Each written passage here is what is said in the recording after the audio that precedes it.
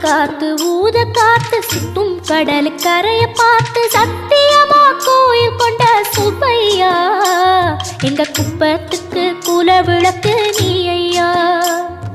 வாட காத்து வீச பார்த்து அலையை எதிர்த்து வலைய போட்டு மீன் பிடிக்கும் தொழில் நடக்குது முத்தையா. கரை மீண்டு வர காவல் உந்தன் வேலையா.